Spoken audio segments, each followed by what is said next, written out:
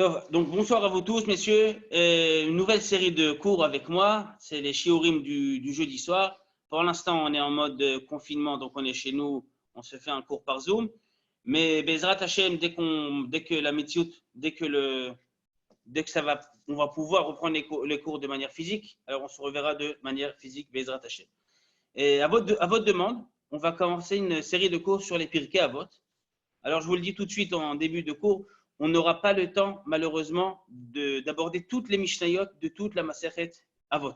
Impossible, le temps ne nous le permet pas. C'est long, c'est une étude qui est très longue.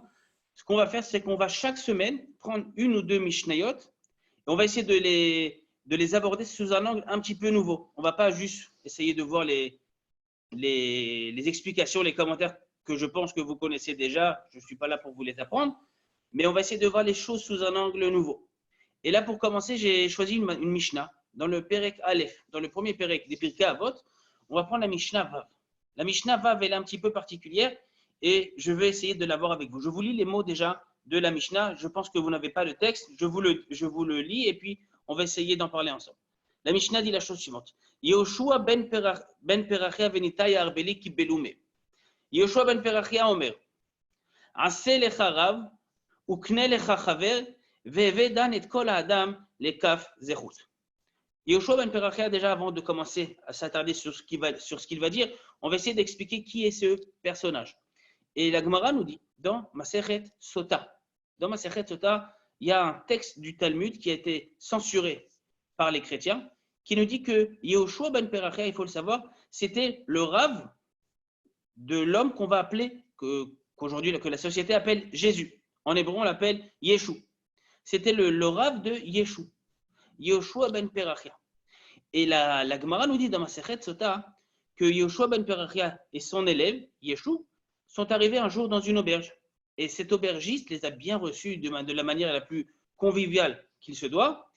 Et elle leur a servi à manger, elle leur a donné une bonne chambre, un bel hôte. Et justement, Yehoshua ben Perachia va dire à son élève, il va lui dire la chose suivante.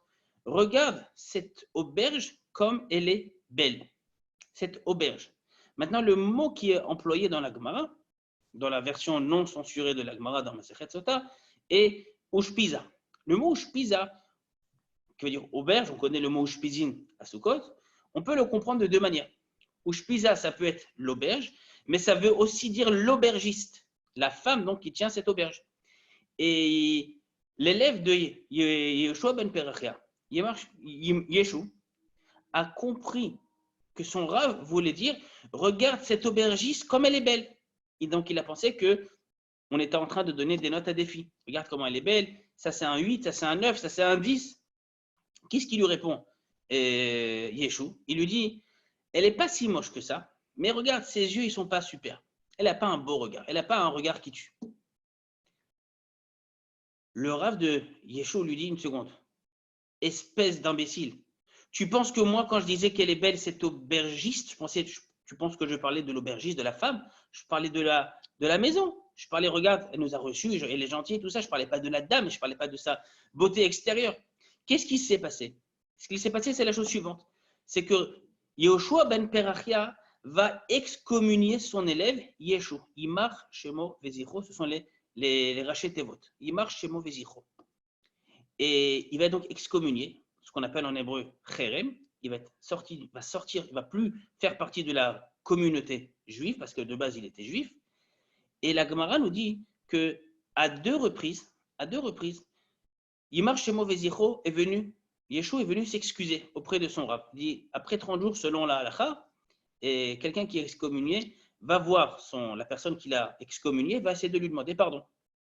Et ce qui s'est passé, c'est que la première fois, son maître l'a repoussé. Yehoshua ben Perachia a repoussé.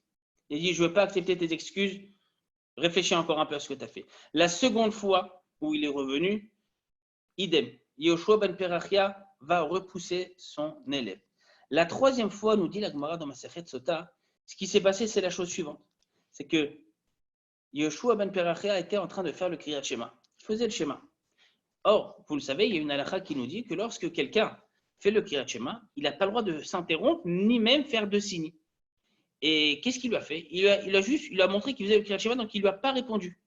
Vient son élève, Yeshua lui dit, pardon, maître, excuse-moi, je veux réintégrer la communauté d'Israël. Et le Rav, nous dit la Gemara, avait l'intention d'accepter ses excuses, de le faire réinsérer la communauté juive. Sauf que vu qu'il était dans le Kriyat Shema, il n'a pas pu s'interrompre. Le temps passe, Yeshua réitère sa demande, excusez-moi Rav, je veux réintégrer le Klal Israël. Et Yeshua ben Perachia continue à faire le Kriyat Shema. Qu'est-ce qui s'est passé? Il marche chez Movézicho, ce Yeshua en question a décidé de tout abandonner. Suite à ça, la Mishnah qu'on va étudier ce soir va nous dire une chose très importante. Ça, c'est le personnage de Yehoshua ben Perachia. On est à l'époque, d'accord, avant même qu'on les appelle Rébi. Faites attention, on l'appelle par son prénom. On ne l'appelle pas Rabbi Yehoshua ben Perachia. On l'appelle Yehoshua ben Perachia. On nous parle de Shmaria, de Avtalion, Antignosh Issocho, Yosef ben Yoézer, et ainsi de suite. On ne nous parle pas de gens à qui on va donner le titre de Rav. Pourquoi? Le titre de Rav va venir longtemps après, 2 ou 3 générations après dans l'histoire, où vont commencer à apparaître les premiers rabbanim. Ces gens-là étaient trop grands pour qu'on puisse les appeler Rav. Ils étaient beaucoup trop grands. Le mot Rav, le titre de Rav, ne leur suffisait pas. Tellement ils étaient grands, le fait de les appeler Rav, c'est quelque part les diminuer. C'est ainsi que nous retrouvons dans toute l'histoire juive. À chaque fois qu'il y a des grands personnages, nous ne les appelons pas forcément Rav. David Amelech, on n'appelle pas un Rav David Amelech. On nous parle de Shlomo Amelech, pareil, Shmuel Hanavi, ainsi de suite. On ne nous parle pas de ces gens-là par leur titre Rav.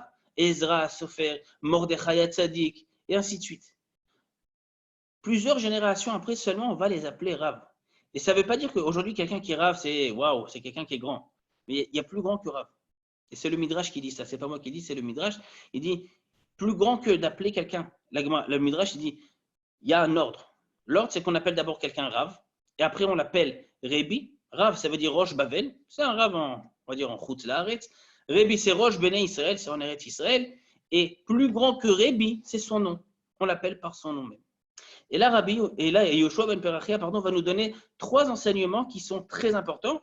On va plus se focaliser sur le premier enseignement, mais on va essayer d'expliquer également les 2 autres. Le premier enseignement est le suivant. Aseh lecha rav. En français, fais-toi un rabbin. Suis un rav, d'accord? Se faire, le mot larasot, c'est se faire. Fais-toi un rav.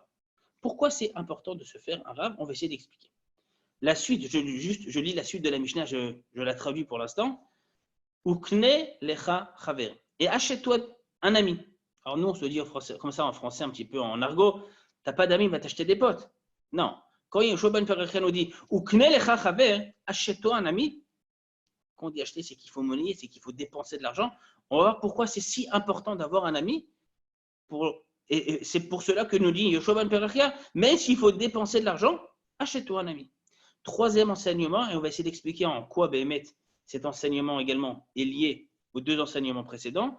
Ve'edan et kol ha'adam lekaf zechut. Juge tout le monde de manière positive. Siman tov, ça tombe bien. On est cette semaine parashat Acharemot Kedoshim. Dans Kedoshim, dans la parashat de Kedoshim, la 2e parashat qu'on va lire ce Shabbat, on nous dit, la Torah nous demande Betzedek tishpot amitecha. Juge ton ami, ton confrère, de manière tzedek. Le mot tzedek, c'est de manière juste. Juger quelqu'un de manière juste ou de manière positive. On va essayer d'expliquer dans quel cas cet enseignement s'applique. Je reviens au début de la Mishnah. Premier enseignement qu'on a dit, c'est l'enseignement sur lequel on va se focaliser. Aseh lecha rav. Fais-toi un rav. Pourquoi c'est si important et pourquoi cette Mishnah, cet enseignement est marqué au tout début, ou quasiment au tout début des Pirkei Avot. On est aujourd'hui dans une génération, à l'heure où je vous parle, si ça se trouve, le métier de rabbanim, de rav n'existe quasiment plus. Le plus grand rav qu'on peut retrouver aujourd'hui sur Terre, c'est le rav Google, qui est rav, mais je vous rappelle aussi, il est aussi docteur. Il connaît tout, Google. Tu as mal à la tête, tu dis OK Google, il te dit quoi prendre. Tu as une question de halakha, tu dis OK Google, tu tapes ta question, tu l'as dit même de manière vocale, et il te donne la réponse. Illico presto. Google est devenu le plus grand des rabbanim. Et d'ailleurs, la force de ce rabbin, de ce grand rabbin Google, c'est qu'il peut te donner tous les avis. Et après, toi, tu vas chercher la vie qui te plaît. Parce que c'est vrai, honnêtement, quand on pose la question à un Rav, d'accord? Ça peut être une question en général, une question de halakha. On va prendre, pour exemple, une question de halakha. Tu poses une question de halakha à un Rav, d'accord? Rav, est-il autorisé de faire telle ou telle chose? Entre nous, messieurs, mais vraiment entre nous. Quelle est la réponse qui va le plus nous satisfaire? Que le Rav nous dise non, assour, c'est interdit, tu n'as pas le droit de le faire, ou que le Rav nous dise moutar, c'est autorisé, tu peux le faire. On ne va pas se voiler la face. Bien sûr que si le Rav me dit c'est autorisé, c'est mieux. Or, vous savez que dans quasiment, je dis bien dans quasiment chaque domaine de la Torah, il y a ce qu'on appelle des machlokot, des divergences d'opinion. Un Rav peut dire oui, un autre Rav peut dire non sur le même sujet et sur la même question. D'accord? Maintenant, ce qu'on peut avoir tendance à faire en général, je ne parle pas de vous, je parle en général des gens en général, c'est que vu qu'on préfère la réponse oui, que c'est autorisé, que c'est bon, qu'il n'y a pas de problème, que je suis clean, d'accord? On peut se faire une Torah à la carte. Qu'est-ce que ça veut dire une Torah à la carte? Ça veut dire que dans chaque domaine, je vais chercher le Rav qui dit oui, qui m'intéresse. D'accord? Je me fais un mix de Torah, d'accord? Un peu comme dans un resto. Tu vas dans un resto, tu as un menu, en entrée je prends ça, plat principal ça, en dessert prends ça, et boisson alcoolisée ou boisson normale. Tu te fais une Torah à la carte. Or, vient nous dire ici la Mishnah, Ase lecha Rav. Faites attention, le mot Rav est employé au singulier. On n'a pas dit Ase lecha Rabbanim, fais-toi des Rabbanim. On te dit fais-toi un Rav. Je commence par l'explication sur la Mishnah, et on va ramener plusieurs commentaires. L'explication qui nous est donnée par le Rambam, Maïmonide. Le Rambam, il dit la chose suivante. Pourquoi déjà on nous dit fais-toi un Rav? Et pourquoi je suis obligé de me faire un Rav? Je ne peux pas être autodidacte en Torah. Je ne peux pas prendre aujourd'hui la Torah tout seul. Vous savez, aujourd'hui, on a plein de ressources qui nous permettent d'étudier la Torah, même sans rabbanim. J'ai une question. On a dit qu'on pouvait poser la question à Google. Mais même pour les gens un peu plus sérieux que le Rav Google. J'ai une question. Je vais essayer de vérifier moi-même la Torah. Pourquoi j'ai besoin d'apprendre la Torah et d'étudier la Torah auprès d'Arabes? Nous dit Maïmonide, le Rambam, dans son explication de la Mishnah. Il nous dit quand tu étudies de toi-même, tout seul, c'est quelque chose de bien.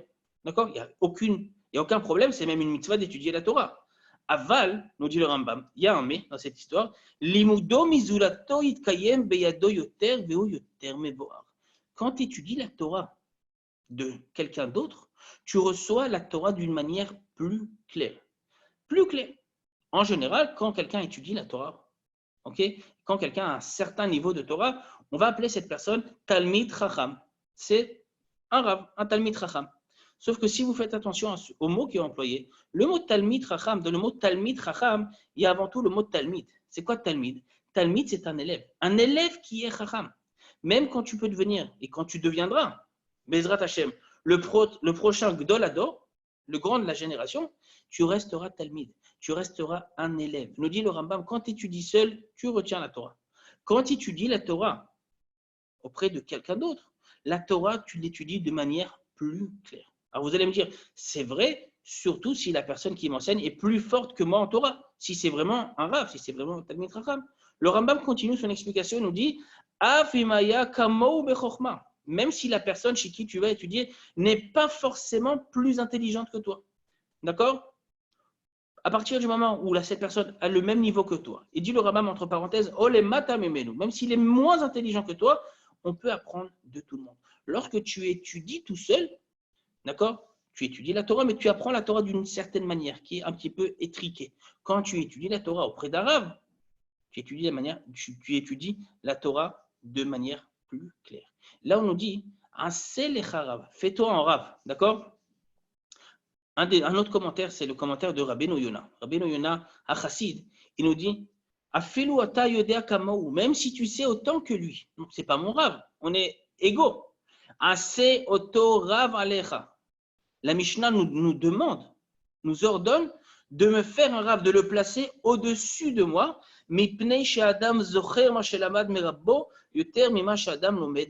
parce qu'un homme retient mieux quand la Torah nous est donnée de manière extérieure. On a besoin de quelqu'un d'extérieur pour nous apprendre la Torah. Ça ne veut pas dire que tout seul, nous ne pouvons pas apprendre la Torah. Et ça ne veut pas non plus dire que quelqu'un qui est autodidacte en Torah ne pourra pas devenir Talmid Chacham. C'est pas ça qu'on a dit. On a juste dit que la manière idéale dans laquelle on doit étudier la Torah, c'est d'étudier la Torah auprès de quelqu'un qui m'enseigne la Torah. Il y a toujours ce rapport entre Rav et Talmid, le Rav, le rabbin et l'élève. D'accord? Ça, c'est une C'est Rav explication. Damia. Mais si Oui. je lis le livre, imaginons, le Sefer d'un grand Rav, est-ce qu'on peut considérer que c'est lui qui me transmet la Torah? Imaginons, je lis, je sais pas, le guide des égarés du Rambam. Est-ce que c'est comme si Rambam, c'était mon Rav? D'une certaine manière, oui. Ce que tu dis, oui, c'est vrai. Néanmoins, étudier la Torah, étudier ce livre-là, d'accord? Tu parles du livre Moreh Nevuchim du Rambam. Tu étudies la Torah. Donc, dans un shiur, dans un contexte où il y a plusieurs personnes qui étudient en même temps, il y a un Rav qui a déjà étudié le livre plusieurs fois. Avant de faire cours, il a au moins étudié le livre plusieurs fois. Qui t'enseigne ça, les choses sont plus claires. Quand tu étudies tout seul, bien sûr, c'est comme si tu étudiais entre guillemets, d'accord? En Chavruta avec le Rambam, c'est quelque chose d'extraordinaire. Mais quand tu étudies auprès d'un Rav vivant, c'est encore plus fort. Parce que le limoud qu'il y a entre deux personnes, d'une manière générale, j'en ai pas encore parlé, mais à partir du moment où il y a deux personnes qui étudient, la qualité du limoud est beaucoup plus grande.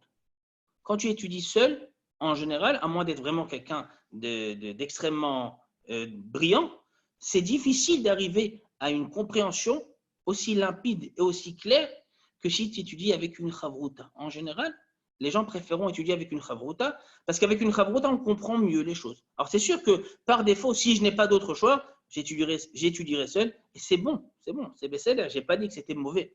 J'ai juste dit que le meilleur moyen d'étudier la Torah, c'est d'étudier auprès d'un rabbin et de se faire un rabbin. Donc ça, c'était une façon de comprendre la chose. Le Meiri, Rabbeinu Meiri, il donne une autre explication qui va quelque part rajouter encore un second niveau. Il nous dit Rabbeinu Meiri, Afilu chacham sheba chachamim. Même si quelqu'un est chacham, donc il connaît tout, d'accord? Il connaît tout. ראוי שישים לעצמו איזה רב שיברור לאב ולראש, אף על פי שאינו מוצא כמוהו, יעשה לו אדון משלמטה עמנו, כי אדם אפילו חכם שבחכמים אינו רואה בענייני עצמו מה שיראה זולתו. Dit Rabbeinu Meiri quelque chose d'extraordinairement vrai. Tout ce qu'il dit est vrai, mais à quel point c'est vrai, justement, d'Afka dans notre génération. Quelqu'un qui est chacham, aussi chacham soit-il, d'accord, il n'a pas réponse à tout. Il n'a pas réponse à tout. Moi, je me rappelle, j'étais Bachour à la Yeshiva, j'étais un jeune étudiant à la Yeshiva, et j'avais posé une fois une question à mon Rav. C'est pas que la question, elle était super au niveau, d'accord? C'est une question, je pense, de niveau normal. Mais le Rav a réfléchi, il a réfléchi comme ça, une fois, deux fois. Il m'a dit, je ne vais pas te donner de réponse tout de suite, laisse-moi vérifier auprès de mon Rav. La phrase qu'il m'a dit, laisse-moi vérifier auprès de mon Rav, elle est restée gravée 20 ans après. Un peu, même plus que 20 ans après. Plus que 20 ans après, j'ai encore cette phrase qui résonne et qui me dit, une seconde, mon Rav lui-même a un Rav il y a quelqu'un au-dessus de lui. Donc, quelque part, je me suis dit, même mon Rav n'a pas réponse à tout. Pas que Chaz Shalom, je sois Mezalzel et je le dénigre. Chaz Shalom, c'est mon Rav, c'est lui qui m'a appris toute la Torah que je sais, le peu de Torah que je sais. Mais je me suis dit, voilà, même lui, des fois, ça lui arrive d'avoir des doutes. Des fois, ça lui arrive de ne pas avoir réponse à tout, de ne pas tout connaître, et lui-même a besoin d'avoir un avis extérieur. Nous dit Rabbeinu Meiri, quand tu étudies la Torah, qui est enseignée par quelqu'un d'autre, donc c'est quelqu'un qui a un avis et une vision extérieure des choses, en général, il verra les choses des fois avec beaucoup plus d'impartialité que toi. En général, et je vous dis ça de manière claire, lorsque quelqu'un qui peut même lui-même être Rav, d'accord? Il y a une question de halakha qui se pose. Je n'ai pas dit qu'il ne pouvait pas lui-même répondre à sa propre question de halakha s'il était Rav. Bien au contraire, il a le droit de le faire, d'accord? Mais très souvent, on peut toucher ce qu'on appelle par une negia. J'ai un parti pris. C'est vrai que si j'ai pris ma cuillère qui est halavi et je l'ai mélangée dans un plat bassari, à chaud, sur le gaz, et que je connais pas forcément, je connais la halakha, mais bon, je me suis dit, bon, peut-être que dans ce cas, c'est bon. On a tendance, et c'est la Gemara, dans plusieurs endroits qui nous enseigne ce klal, qui nous dit que l'homme va être ce qu'on appelle moré hetera. C'est quoi moré hetera? C'est que l'homme aura tendance à s'autoriser des choses, que si ça se trouve tout seul, quelqu'un d'autre lui aurait dit non. Nous-mêmes, nous dit la Gemara, Adam, Karov, Etzel, Atzmo. On est proche de nous-mêmes. Et on a tendance, souvent, à nous juger nous-mêmes de manière favorable. C'est-à-dire qu'on a plus de facilité à se juger nous-mêmes, les kaf zechut, on y reviendra tout à l'heure par la suite de la Mishnah, que de juger quelqu'un d'autre de manière favorable. Des fois, comme une sorte de réflexe ou d'automatisme, on va juger les gens de manière défavorable. Ah, tu as vu ce qu'il a fait, sans connaître bien tout à fait les choses, et nous juger nous-mêmes de manière favorable, être plein de compassion vis-à-vis de nous-mêmes et un peu plus en plein de cruauté vis-à-vis d'autres personnes. Nous dire Rabbeinu Ameiri, quand tu étudies la Torah tout seul, d'accord, tu n'as pas la science infuse, tu ne peux pas atteindre 100% et tu n'as pas une vision qui est forcément émette de la chose. Tu ne vois pas les choses avec toute la vérité. Ça, c'est une deuxième explication. Une troisième explication, et je pense, c'est l'explication à laquelle je voulais aboutir. Il y en aura d'autres après, mais cette explication, elle est très, très importante. C'est une explication d'Afka qui est plus ou moins simple, qui est ramenée par un des commentateurs classiques, on va dire, de la Mishnah, qui n'est autre que Rabbeinu Ovadia mi Barthénoa. Rabbeinu Ovadia mi Barthénoa, un célèbre commentateur de la Mishnah, qui nous dit en explication, une jolie explication. Il nous dit Vani Shamati. Il ramène au début l'explication du Rambam, qu'on a cité plus haut, et après il nous dit Vani Shamati. Moi j'ai entendu une autre explication. C'est quoi fais-toi un Rav? Pourquoi on nous dit fais-toi un Rav Lecha? שיקבל לו רב אחד שילמוד ממנו תמיד, ולא ילמוד היום מאחד ולמחר מן האחר. Ne te fais pas, nous dit Rabbi Ovadia mi Barthénoa, une Torah à la carte. Prends un Rav que tu vas suivre. Aselecha Rav, c'est une ordonnance de nos Chachamim, c'est un ordre auquel on doit obéir, qui nous dit suis un seul et unique Rav. N'est pas plusieurs Rabbanim. On peut très bien aujourd'hui se dire, voilà, dans les Sheelot de Shabbat, je pose la question à tel Rav. Pourquoi? Parce que ce Rav, il est super. Selon lui, quasiment tout est possible Shabbat. À part les Melachot, mais quasiment tout est possible Shabbat. Dès qu'il y a une machloket, il est cool. Il est mekel. On aime bien, nous, les Rabbanim cool. Plus tu es cool, aujourd'hui, les gens pensent plus tu es cool, plus tu es grand en Torah. Alors, c'est pas forcément l'esprit de la Torah. On n'est pas là pour autoriser quelque chose qui est interdit. Si c'est assourd, ça restera assourd. D'accord? Mais des fois, il y a des machlokot entre rabbanim et il y a des rabbanim qui permettent et des rabbanim qui interdisent. D'accord? On peut prendre, il y a plein d'exemples dans quasiment tous les domaines de la Torah, Chavri. D'accord? Je ne vais pas citer des exemples parce qu'il y en aurait trop. Mais dans chaque domaine, il y a plus ou moins, il y a certains rabbanim qui sont connus pour être plus ce qu'on appelle matiranim, plus permissifs que d'autres. Il nous dit Rabbi Ovadia mi Barthénoa, prends-toi un Rav, un seul Rav. Ne commence pas à trier tes rabbanim. J'étudie un petit peu chez lui, et après j'étudie un petit peu chez lui, et dans ce domaine-là, je suis posé comme ça, et dans le domaine de ça, je suis posé comme ça, et au final, je me fais un tralouid, je me fais un mix, d'accord? Je me fais une sorte de shakshuka, où je prends tous les avis de tout le monde, et je ne suis pas un seul Rav. Quel est le danger? Il y en a deux. Le premier danger, c'est technique, mais c'est vrai aussi, c'est que tu vas créer une incohérence dans la halacha. Parce que des fois, le même Rav qui va dire oui sur ce domaine, il peut dire non dans un autre domaine, alors que les deux domaines sont liés. Si toi, tu prends le oui dans ce domaine-là, et tu prends le oui d'un autre Rav d'un autre domaine, il faut savoir qu'il peut avoir un lien entre les deux, et que le Rav qui t'a dit oui ici te dirait non là-bas, et vice-versa. Donc, des fois, c'est technique, mais c'est vrai. On apprend ça, par exemple, dans les machlokot entre Beth Shammai et Beth Hillel. Beth Shammai et Beth Hillel, les deux étaient en machlokot. Il y avait des fois où Beth Hillel, en général, Beth Hillel était plus permissif que Beth Shammai, mais des fois, Beth Shammai était moins rigoureux que Beth Hillel. Et des fois, Beth Hillel qui disait oui dans ce cas-là, dirait non dans un autre cas, et les deux machlokot sont liés. On ne peut pas prendre les avis les plus cool dans chaque domaine. Ça, c'est un premier danger.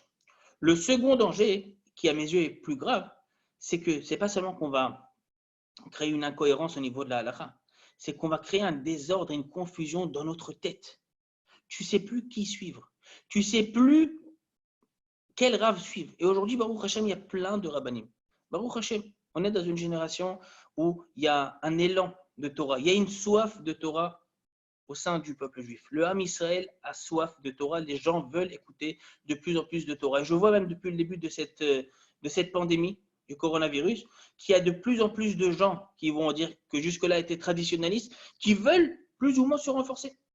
Dans Dans mon immeuble, il y a des gens qui m'ont posé plein de questions de halakha, avant Pessah, après Pessah, qu'est-ce qu'on fait? C'est des gens qui d'habitude n'auraient pas forcément en temps normal posé la question, mais là, vu les circonstances, chacun comprend que bon, il faut faire un travail sur soi, il faut essayer de ne pas stagner. À Kadosh Baruch Hu nous envoie une épreuve, il faut essayer d'avancer. Et le problème, c'est quoi? C'est que des fois, il faut faire attention.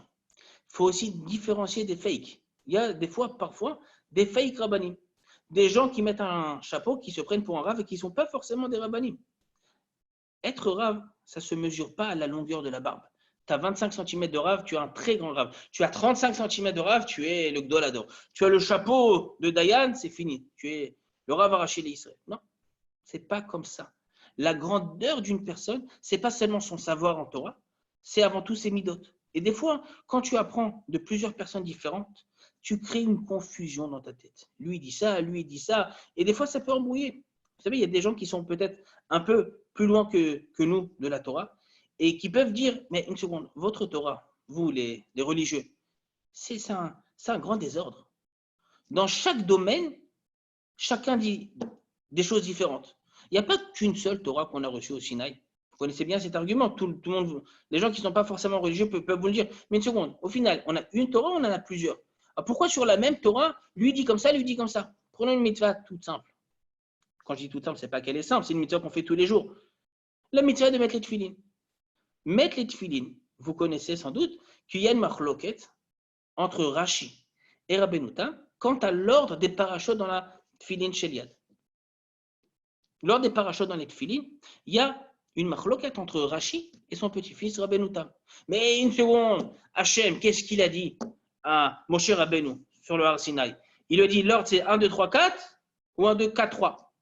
Il y a bien un ordre, il y en a bien un qui est vrai et un qui est faux. Les gens ne comprennent pas ça.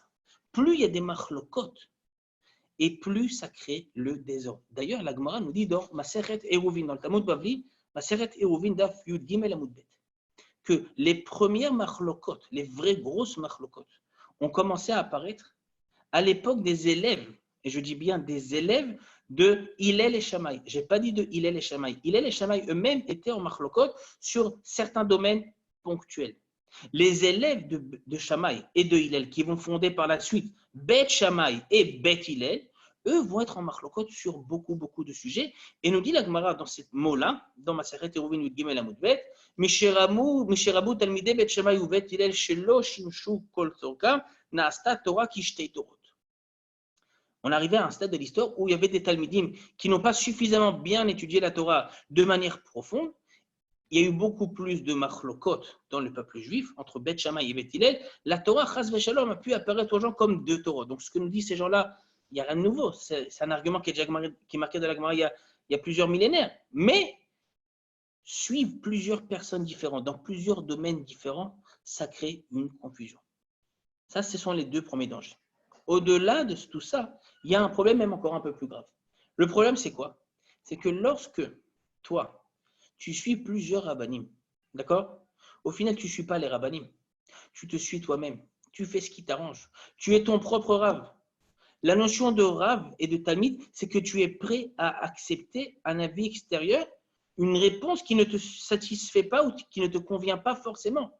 Quand le rave m'a dit non, comment je prends ce non? Il m'a dit non. J'aurais préféré qu'il me dise oui, mais là, il m'a dit non. Je suis venu le voir avec un poulet. Je lui dis, Kvod Arav, le poulet, il est kasher ou il est taref? Et il me dit, taref. Taref, c'est-à-dire que tu ne peux pas le manger. Laisse tomber. Pas cool, ce Rav.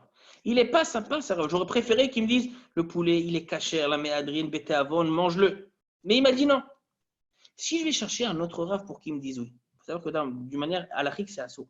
Quand j'ai posé la question à un Rav et il m'a dit non, je n'ai pas le droit de poser la question à un autre Rav. Chacham Shasar, En Chaveru Rachaï Leatir. C'est une Gemara dans ma Masechet Avodah Zarah, c'est une Suga dans le Shulchan Aruch, mais peu importe, ce n'est pas le sujet de ce soir. Lorsque je vais voir le second Rav qui me dit, je vais lui reposer la question. D'accord? J'ai dit, premièrement, d'un point de vue de l'halakha, je n'ai pas le droit de lui demander. Et si je lui demande, c'est moutard que dans le cas où je lui dis que j'ai déjà posé la question au préalable au Rav un tel et qui m'a dit non. Sinon, ça sourd de reposer une question. Maintenant, je repose la question à un second Rav et Baruch Hashem, Ishtabbah Shem Ola'ad, il m'a dit oui, c'est moutard, Bevakasha Bete Avon. Est-ce que ça s'appelle réellement suivre le second Rav? Non. Ça s'appelle te suivre toi-même. Tu attendais juste le Rav qui caresse dans le sens du poil. Tu n'as pas envie de changer. Tu n'as pas envie de faire des efforts. Tu n'as pas envie de t'adapter, de t'élever à la Torah d'Akadosh Baruch Hu. Tu prends la Torah d'un niveau superficiel, tant que ça ne me dérange pas, tant que ça ne crée pas de contraintes dans ma vie de tous les jours, je le fais. Sinon, je ne le fais pas. Voilà un troisième danger qui est aussi très grave. Je continue. Une autre explication qui est amenée au nom d'un livre qu'on appelle Lechem Shamaim. Il nous dit Aseh lecha rav. Ça rejoint un petit peu les explications précédentes. Le mot là, aseh, ça veut dire faire. Mais on voit dans la Gemara, par exemple dans ma Masechet Gitin, que le mot me'useh, c'est quand on oblige quelqu'un à faire quelque chose. On dit par exemple là-bas get me'useh, un get qui est forcé. On force le mari à donner le get à sa femme, et la Gemara nous dit que ça marche. Le Rambam dans une Chod Gerushin, Perek Bet, c'est à la fin du Perek Bet, il nous dit une seconde. Le gars, il te dit, j'ai pas envie de donner le guet à sa femme. Tu le frappes, il te dit non. Tu le refrappes, il te dit non. Tu l'as frappé très fort, il dégouline de sang, il te dit oui. Dieu le Rambam, mais c'est un faux oui. Il n'a pas vraiment envie de donner le guet. Le Rambam, il dit non. Il a envie d'être un bon juif. Quand il dit non, c'est pas lui qui dit non, dit le Rambam. C'est son Yetzer Hara qui lui fait dire non. Une fois que tu l'as frappé, tu as assommé le Yetzer Hara, tu l'as mis KO, quand la personne te dit oui, c'est son vrai oui. C'est son vrai lui qui te dit oui. Le mot me'useh, donc je reviens à ce que je disais, le mot me'useh, c'est quand tu forces quelqu'un à faire quelque chose. Le mot aseh lecha rav, ou melashon kfiya, qui est livré Chazal, ha-me'aseh yoter min ha'oseh, tziva atan ha'she'av, shekashe le'asig rav, yirpe adam vishtadel mod la'asot lo rav ve'lo yerav le'atzmo. Nous dit l'explication du livre, Lechem Shamaim, fais-toi un rave, oblige-toi à avoir un rave. Même si ce n'est pas cool pour toi, oblige-toi à avoir un rave. Ne sois pas ton propre rave. Et même un rave, je vous le dis, même un rave est talmid racham. C'est-à-dire que lui-même a reçu de son rave, qui lui-même a reçu de son rave, et ça va remonter très très haut jusqu'à Moshe Rabbeinu à la Mashiach. D'accord? Ça, c'est par rapport à au premier enseignement de la Mishnah de Yehoshua ben Perachia. Deuxième explication, deuxième enseignement, Kne lecha chaver. Achète-toi un ami.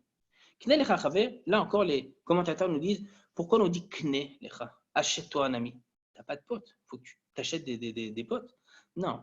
Kne lecha chaver, c'est tellement bien d'avoir un ami que même s'il faut débourser de l'argent pour avoir un ami, ça vaut le coup. Ça vaut le coup. Tu économises, tu ne t'achètes pas le dernier iPhone et tu t'achètes un ami. Pourquoi? D'une manière générale, les philosophes disent que l'homme est une créature chevrati, quelqu'un de social. On a besoin de la société.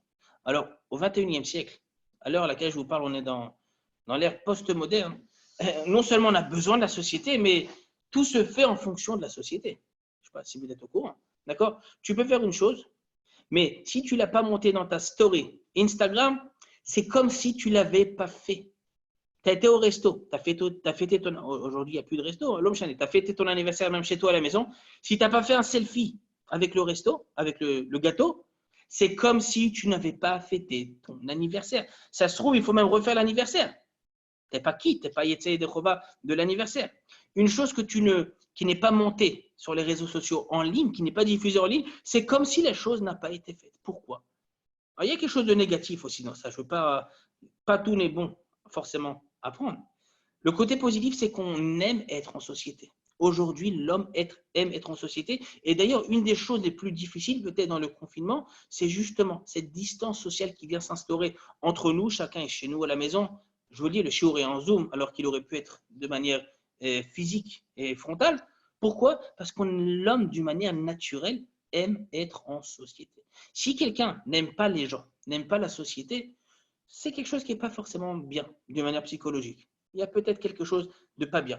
Après, ça dépend pourquoi. Si les gens sont mauvais et qui préfèrent être seuls, c'est tout à fait légitime. Mais d'une manière générale, d'accord? Je parle d'une manière générale, l'homme est un être social. On aime. Aujourd'hui, ceux qui n'ont pas perdu d'argent avec la crise du coronavirus, ce sont les réseaux sociaux. Bien au contraire. Chacun s'ennuie tellement qu'il met sur les réseaux sociaux toutes sortes de choses qu'on n'a pas forcément envie de savoir ou de voir. Pourquoi? Parce que l'homme a besoin d'un contact humain.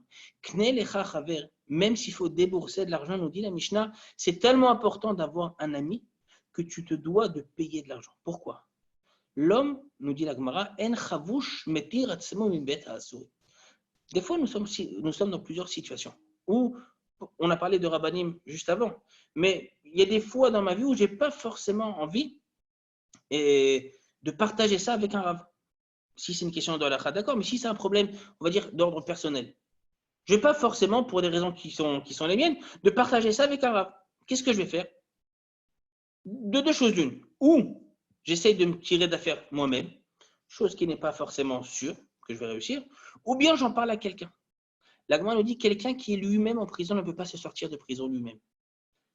J'ai besoin de quelqu'un. Et quelqu'un qui n'est pas forcément un Rav, quelqu'un qui est au-dessus de moi, plus grand que moi, quelqu'un que j'admire et que je respecte. Ça peut être un ami, quelqu'un de proche, de suffisamment proche d'avoir Chaver Tov, d'avoir un bon ami. On n'a pas parlé de millions et de milliards de followers dans les réseaux sociaux, sur Instagram, sur TikTok ou je ne sais pas. On a parlé de trucs, de choses beaucoup plus simples. D'avoir quelqu'un avec qui je peux me confier. C'est une notion primordiale dans la Torah, dans le judaïsme. Quelqu'un qui a un problème, il faut savoir que de deux choses l'une. L'Agma nous dit, quelqu'un qui a des soucis, il y a deux manières de s'en sortir. Ou bien, yesichena midato, yesichena avec un samer, qui l'éloigne la chose de son esprit, qui l'oublie, qui n'y pense pas. En général, c'est difficile. Ou bien, yesichena la chavero. Yesichena, cette fois-ci, avec un signe, la chaîne sicha, qu'il en parle, qu'il en discute avec son ami. Tu as un problème, parle-en avec quelqu'un. C'est bien, et pas seulement psychologiquement, même de manière humaine, que quelqu'un sache que si jamais j'ai des problèmes, je peux en parler avec un ami. Knel chachaver. Il n'y a rien de mieux qu'une bonne amitié, mais qu'une vraie amitié. J'insiste qu'une vraie amitié. Aujourd'hui, tu peux avoir des milliers d'amis virtuels sur Facebook. Est-ce que ces gens-là sont réellement tes amis? Je laisse la question en suspens. J'en suis pas convaincu de manière personnelle. Knel chachaver. Troisième enseignement. Ve'evedan et kol adam les kav zechut. Juge tout le monde de manière positive. Et là, je suis obligé de ramener l'histoire qui se déroule qui est racontée dans ma Sechet Shabbat, où l'Agmara nous ramène une histoire. Je pense que l'histoire, vous la connaissez, avec quelqu'un qui n'est pas forcément cité. L'Agmara, après, nous ramène, qui c'est? Pas l'Agmara, mais les commentateurs de l'Agmara nous disent, ah, mais on connaît cette histoire, mais l'Agmara, quelque part, a censuré l'histoire. Et l'Agmara nous dit la chose suivante. Je vais juste ramener une Gemara pour que je l'ai en face de mes yeux. On est dans Masechet Shabbat, Daf Kuf Kaf Zayin Amud Bet, 127b, et la Gemara nous dit la chose suivante. Maaseh. L'histoire est la suivante. Il y a trois histoires dans la Gemara, mais je vais commencer Dafka par la dernière. La Gemara nous dit la chose suivante. פעם אחת הוצרח דבר אחד לתלמידי חכמים אצל מתאונית האחת שכל גדולי רומי מצויים אצלה. Une fois, les Chachamim avaient besoin d'un conseil précieux auprès d'une femme haut placée qui avait de très bons rapports avec les dirigeants romains. Amrou mi yelech. Les Chachamim se sont posé la question, qui va y aller? Amar lem Rabbi Yoshua, ani yelech. Rabbi Yoshua leur a dit, moi je vais y aller. Moi j'y vais, pas de problème. Alors Rabbi Yoshua ve talmidav. Rabbi Yoshua arrive avec ses élèves, il va jusqu'à Rome pour voir cette femme importante. Kevan shegiya lepeitach beita chalat tfilal. Berichuk arba venichnas. Il arrive devant la maison, d'accord? Quasiment au moment où il arrive devant la maison, il va enlever cette filine qu'il avait sur la tête. À l'époque, les chachamim mettaient les filines toute la journée. Il va enlever cette filine, il va les plier, d'accord? Nichnas, il rentre voir cette dame. Vena'a la delet bifneem. Et non seulement il est rentré, mais en plus de ça, il va fermer et verrouiller la porte à clé. Maintenant, vous n'êtes pas sans savoir qu'il y a un problème halachique de yichud. Yichud, c'est s'isoler avec une femme. Une femme qui m'est interdite, je n'ai pas le droit de m'isoler avec elle. Là, on parle d'une femme non juive. Il va s'isoler avec cette femme, fermer la porte à clé. C'est assourd. A priori, c'est assourd. Achar sheyatsa. Il reste un certain temps là-bas. Une fois sorti, Yarad vetaval veshana le talmidav. Il sort. La première chose qu'il trouve à faire, encore une fois, on parlait de quelque chose, a priori, c'était secret d'État, c'était quelque chose d'importance primordiale. La première chose qu'il juge utile de faire, c'est de sortir et d'aller se tremper au mikvé. Il va au mikvé. Maintenant, quelqu'un qui va au mikvé a priori, ça veut dire qu'il y a eu des choses pas bien qui ont été faites. Et ensuite, Veshana et Talmidav. Il a enseigné la Torah, il a fait son shiur qu'il faisait à ses élèves. Amarle. Et il voit ses élèves un peu étonnés, avec des yeux comme ça de merlanfri. C'est bizarre. Il enlève les tefilines, il s'isole avec cette dame, il ferme la porte à clé, il sort, et la première chose qu'il trouve à faire, c'est d'aller au mikvé. Alors, quelqu'un de, entre guillemets, normalement constitué, qu'est-ce qu'il aurait dit? Il aurait dit, ah, tu vois, ce Rav, soi-disant, le Rav, on parle de Rabbi Yoshua, un de nos maîtres de la Mishnah. Tu vois, ce Rav, c'est douteux ce qu'il a fait, c'est pas top, hein? Ça laisse un peu à désirer. Et Rabbi Yoshua voit ses élèves un peu ahuris. Il leur dit, quand j'ai enlevé mes tefilines, qu'est-ce que vous avez, de quoi vous m'avez soupçonné? Quelle idée vous est venue en tête? Moi, je réponds, pas la Gemara, moi j'aurais pu répondre, ah, il enlève les tefilines, c'est que on sait ce qu'il va faire. Il va faire la fête à l'intérieur. Amarnou, les élèves répondent, Kassavo Rebi, lo ikansu divrek du shabim kom tuma. Il y a plusieurs avis dans cette histoire, mais certains nous disent que cette femme-là, c'était pas une femme très pudique, on va dire ça de manière clean. C'était pas la femme la plus pudique qui existe sur Terre. Les élèves ont dit une seconde, quand tu as enlevé tes tefilines, ce qu'on a pensé honnêtement, on a pensé que tu voulais pas faire entrer ta paire de tefilines qui sont kadosh dans un endroit qui est aussi impur. Quand j'ai fermé la porte à clé, de quoi vous m'avez soupçonné? Quelle idée vous a trotté dans la tête? Encore une fois, quelqu'un d'autre aurait pu répondre, on sait ce qui se passe. Tu vas dans un hôtel avec une femme, tu fermes la porte à clé, tu mets dans le disturb, on sait ce qui se passe après à l'intérieur. D'accord? Qu'est-ce qui répond les Talmidim? Peut-être que c'est top secret. Secret défense, que personne n'écoute ce que tu as à dire. Et c'est la raison pour laquelle tu as fermé la porte à clé pour ne pas être interrompu. C'était des données super sensibles. Top. Honnêtement, entre nous, c'est plausible toute cette histoire. Parce que c'était, encore une fois, de qui tu parles? On parle de Rabbi Yoshua. Top. Troisième question qu'il leur pose. Quand je suis sorti, et la première chose que je vous ai dit, c'est vite, speed, je vais au mikvé. Qu'est-ce que vous avez pensé? On se dit peut-être que cette femme-là, elle n'était pas en mode corona. Okay? Peut-être que cette femme, elle a postillonné, donc elle n'avait pas de masque sur elle. Elle a postillonné sur vous, et peut-être que ça a rendu l'habit impur et tu as voulu te tremper au mikvé. Ah, honnêtement, nous, Bémet, c'est tiré par les cheveux, ça. Ça va en devenir chauve tellement il n'y a plus de cheveux.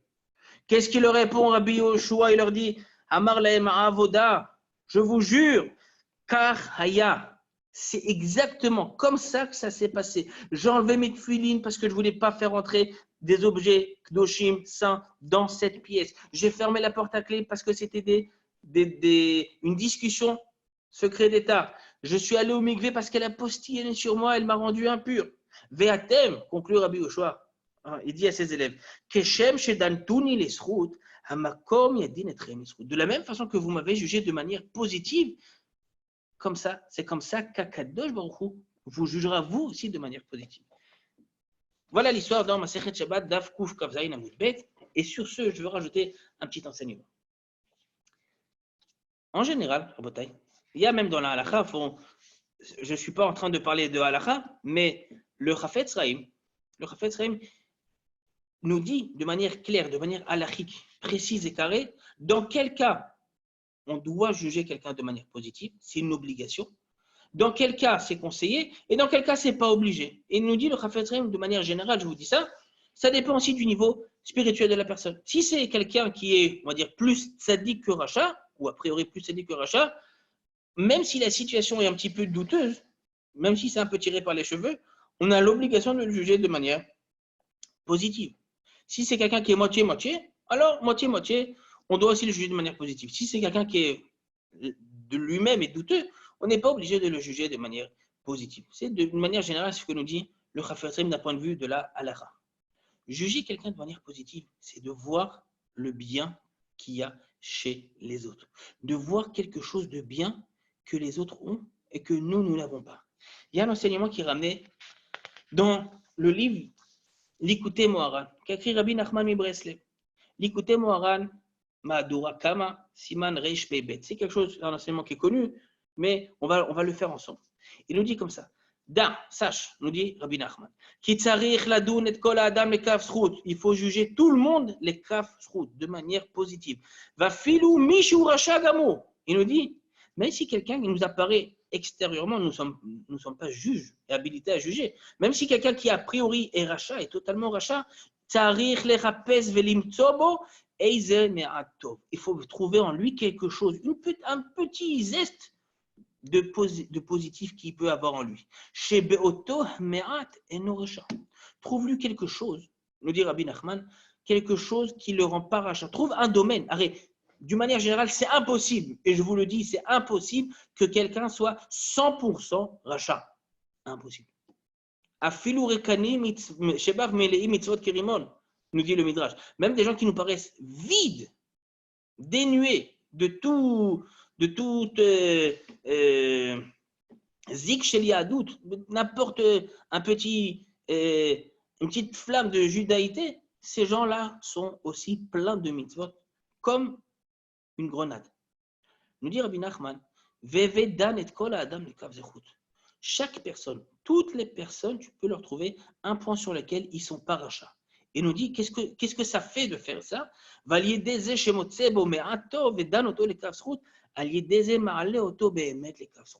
Quand tu vois quelque chose de positif, un point, sans mentir, sans bémet, on n'est pas là pour embellir la situation. S'il est rachat, il est rachat. Mais trouve un point sur lequel il n'est pas rachat. Même le plus grand des rachats, il y aura bien un domaine dans lequel il n'est pas rachat. Il a fait du chesed, il a fait une mitzvah X, une mitzvah Y. Quand tu trouves ce point-là, et tu te focalises là-dessus, le point positif, et tu te focalises là-dessus, nous dit Rabbi Nachman de Breslev, tu élèves la personne à un niveau où lui-même, quelque part, devient tzaddik. Tu peux lui faire tchouva, veze prinat, il nous dit, c'est comme ça qu'il explique le pasuk dans le livre de Teilim la Medzaïn, il nous dit, ve'ot me'at ve'en rasha. Il nous dit Rabbi Nachman, selon son explication du pasuk dans Teilim, encore un peu, il n'y aura pas de rachat. Tu vas regarder son endroit, tu ne vas pas le trouver. Qu'est-ce que ça veut dire? Bien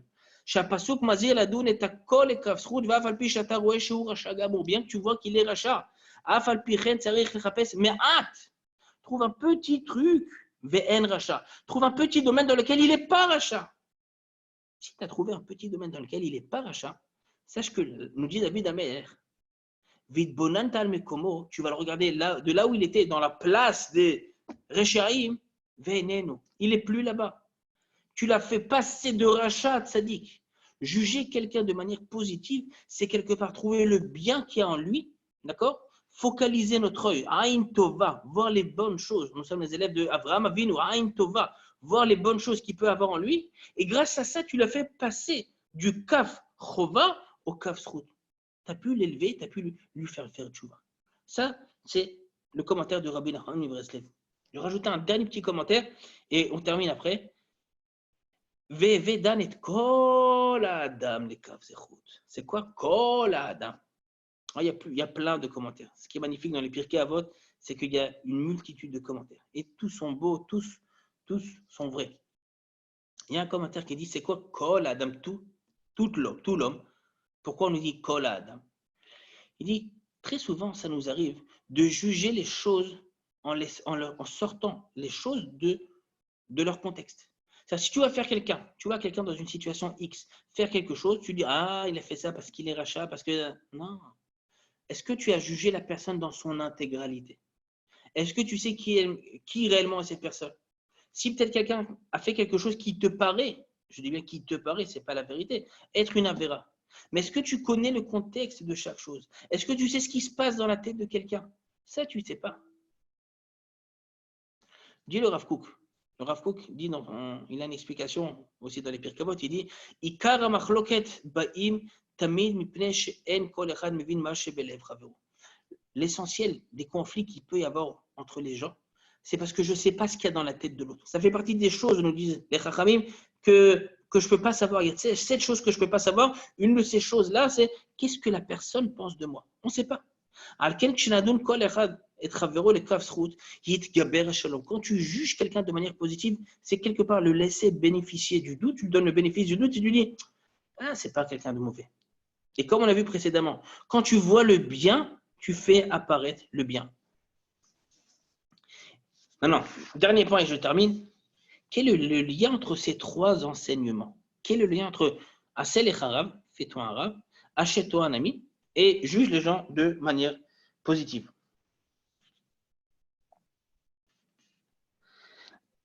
On va amener une explication, dernière, on finit là-dessus, et on nous dit, l'explication est marquée dans le livre, Pirouche Etzavot la Yarbet. Il nous dit la chose suivante. Michelo Yirtzel et Kabel ala Rav. Tu vois quelqu'un qui, pour une raison ou pour une autre, ne veut pas avoir de Rav. Il ne veut pas avoir d'amis. Alors, on a dit qu'a priori, c'est quelque chose de douteux, c'est quelque chose qui est mauvais. Nous dit le Pirouche Etzavot, il nous dit ne le juge pas de manière négative. Même ce type-là, et c'est lié aux deux enseignements précédents. Fais-toi un rave et des amis.